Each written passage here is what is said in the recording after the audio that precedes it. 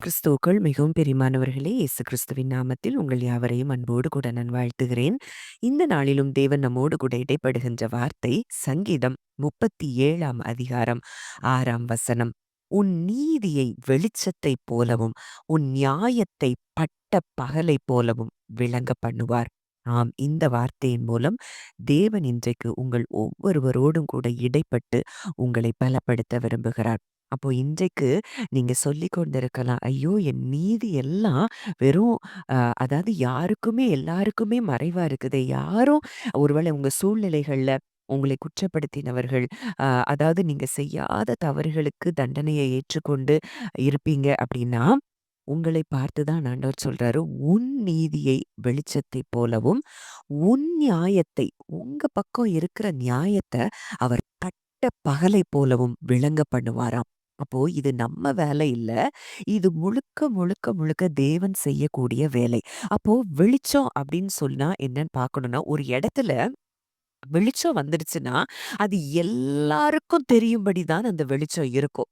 அப்போ இன்றைக்கு உங்க நீதியை எல்லாருக்கும் தெரியும்படியாய் அவர் வெளிச்சம் போட்டு அவர் காட்டப் போகிறாராம். அப்ப இதுவரைக்கு நீங்க போன பாதைகள்ல குற்றப்படுத்தப்பட்டு, ஒரு ஒருவேளை வெட்கத்துக்குண்டான ஒரு சூழ்நிலைகள்ல, அவமானங்கள்ல நீங்க இருப்பீங்க அப்படின்னா, உங்க நீதியை அவர் வெளிச்சத்தைப் போல விளங்க பண்ணுவார். உங்க நியாயத்தை பட்ட பகலைப் போல. அந்த பட்ட பகல் அப்படின்னு சொன்னா என்னன்னு பார்க்கிறோம்னா, அதாவது அந்த பட்ட பகல யாராலயும் மறைக்க முடியாது.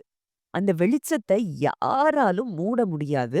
அப்படிப்பட்ட ஒரு வெளிச்சத்துல அந்த பட்ட பகலைப் போல உங்களுடைய நியாயத்தை தேவன் விளங்க பண்ணுவாராம். சரி, அந்த சங்கீதத்திலேயே அப்போ எப்படியெல்லாம் நம்ம இருக்கணும் அப்படின்னு சொல்லி சில காரியங்கள் சொல்லப்பட்டிருக்கிறது.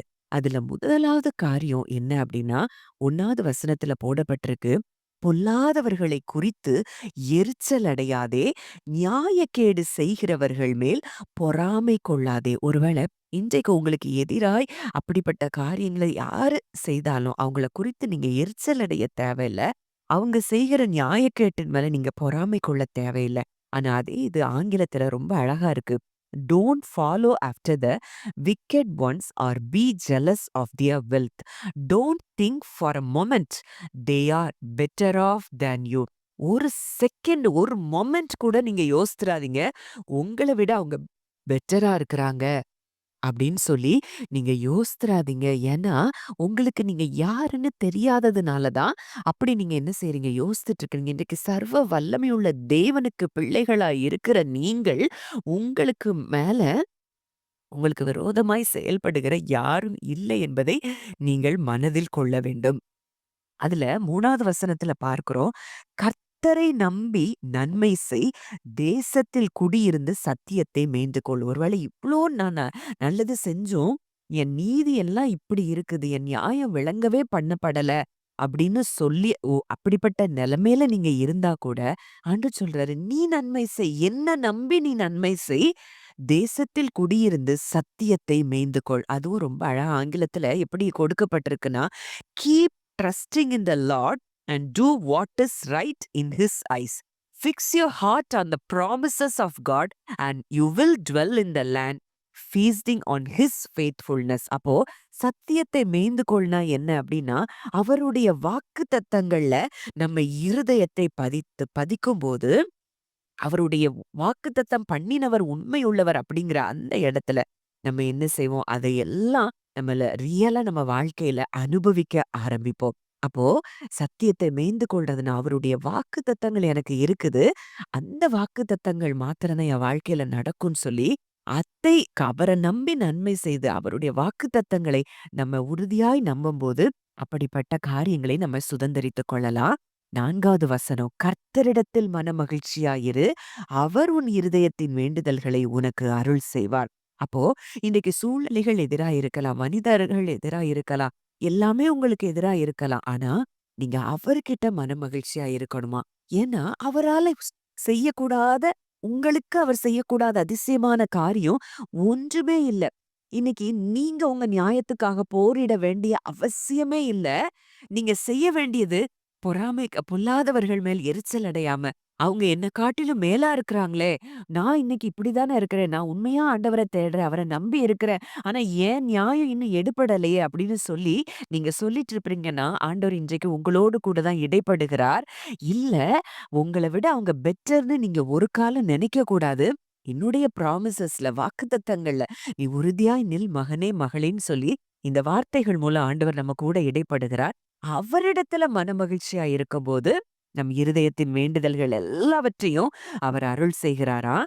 5வது வசனம் என்ன சொல்லப்பட்டிருக்குன்னா, "உன் வழியை கர்த்தருக்கு ஒப்புவித்து, அவர் மேல் நம்பிக்கையாயிரு. அவரே காரியத்தை வாய்க்க பண்ணுவார்."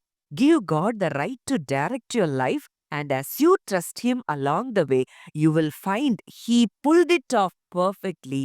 அப்போ நீங்க அவர் என் என் வாழ்க்கைய அவரு டைரக்ட் பண்ணா போதும்ன்னு சொல்லி முழுமையுமாய் அவருக்கு உங்க வழிய ஒப்பு கொடுக்கும்போது, அவர நம்பி உங்க பாதையில எல்லாம் அவர நம்பும்போது, நீங்க எந்த பாதையில எங்க போய் சேரணுமோ, அந்த இடத்துக்கு அவர் உங்களை கொண்டு செல்வார் அப்படிங்கிறத இந்த வார்த்தையின் மூலம் நம்ம அறிந்து கொள்ளலாம். இதெல்லாம் செய்யும்போது நம்ம வெளிச்சம் என்ன செய்யுமா? நீதியைப் போல.